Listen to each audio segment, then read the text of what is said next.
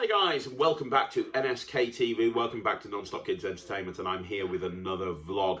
Today I'm going to be talking to you about online party ideas, and I'm going to look at it from one point of view, which is if you're planning on having a party online or you're planning on having some entertainment online, what platform should you use? Now, before I get into this, there is one thing I should say. If you're planning on having a party online, whether it be a birthday party or a lockdown party or a family party or something else like that, I highly suggest that you book an entertainer. Now, I know what you're thinking. You're thinking, well, Craig, you're obviously biased because you're part of Non-Stop Kids Entertainment, so you are going to suggest that you book an entertainer, and of course I am. However, it's a lot more difficult than you'd think. You know, we've done hundreds and hundreds of Zoom parties by now. We've done hundreds of online parties, and we know what we're doing. Okay, and obviously we're also professional entertainers, and because we're professional entertainers, we know how to entertain and engage and interact with the children that are watching us.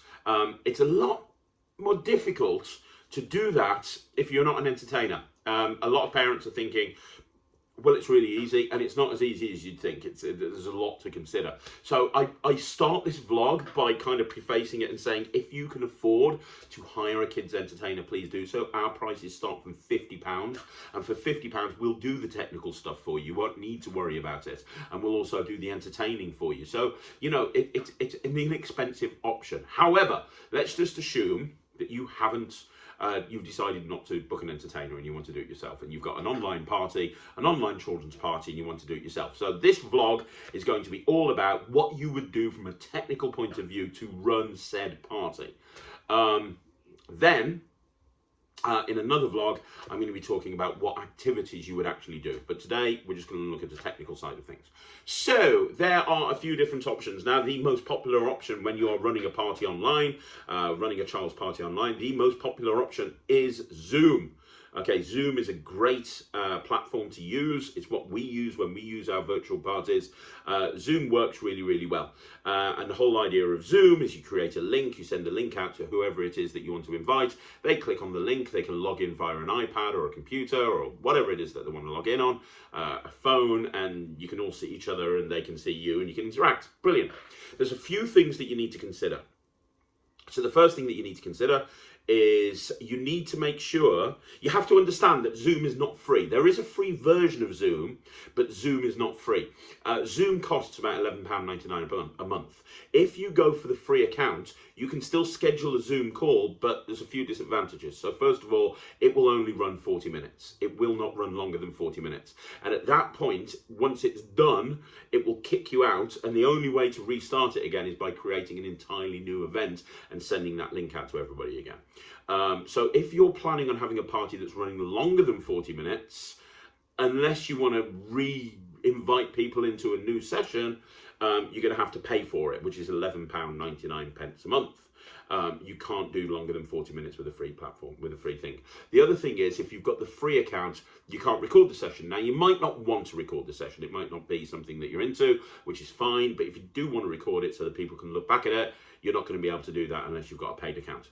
So that's two things to consider with Zoom. But other than that, the quality is very good. Now, I highly suggest if you're using Zoom, make sure it's password protected. Have a password, because you don't want to have somebody who you don't know log into your Zoom call. The other thing is, when you're sending the link out, don't put it online where everybody can see it. Send it directly to the person by Facebook Messenger or text message or WhatsApp or something like that, so that the Zoom link isn't everywhere and the only people that have got it are the people that you've invited. And on that point, you might want to set up a waiting room.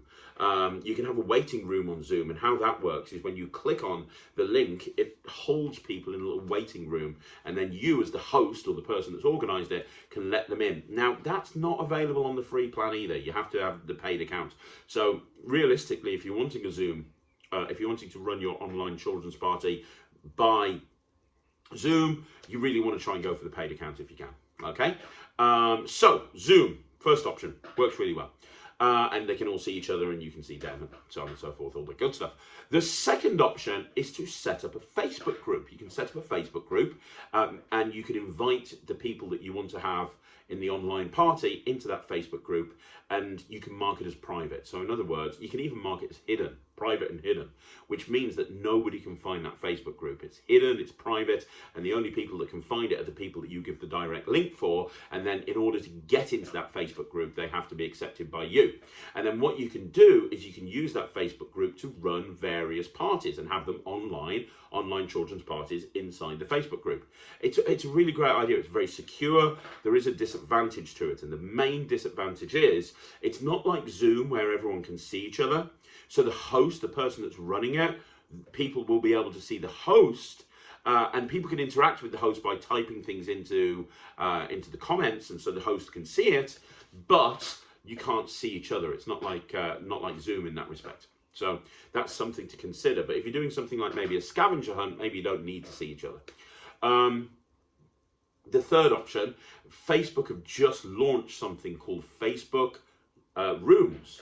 And what that is it's a little bit like Zoom, but done through Facebook. So again, the big advantage of it is you've got access to this completely free of charge. The disadvantage is it's very new. Not many people know exactly how it works, because when Facebook rolls something new out, they just go, here it is, with no instructions on how to use it. And the people that have figured out how to use it, I've been speaking to, they've found it quite glitchy, which isn't a great thing. You know, it's been kicking people out and they've having to be going back in and stuff. So I can't really tell you much about that because it is literally just been launched by Facebook, but it is a great idea if you're on a budget and you want to do something for free. Facebook Rooms. Now, obviously, the other thing to consider with Facebook Rooms is the person that you're inviting, or the people you're inviting, they need to have a Facebook account. You'd be amazed the amount of people that don't have a Facebook account. We have lots of clients, and they send us amazing feedback, and we say, can you leave a review on Facebook? And they go, well, we haven't got an account, sorry. So if you're having a party and you're inviting like 10 or 15 people and they haven't got a Facebook account, they're not going to be able to come to the party. Whilst with something like Zoom, you just send them the link and they just log in. It's as simple as that.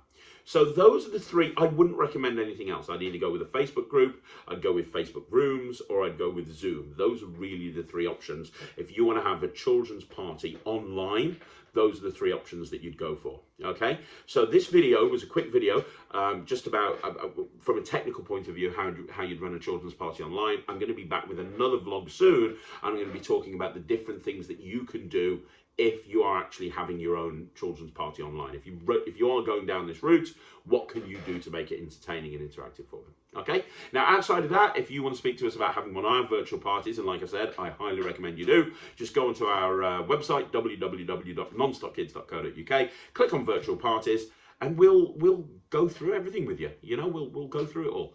We'll give you a no obligation consultation. It starts from £50. It's really cheap. Other than that, subscribe to us on YouTube, follow us on Facebook, and I'll be back soon with another vlog. My name's Craig from Non-Stop Kids Entertainment.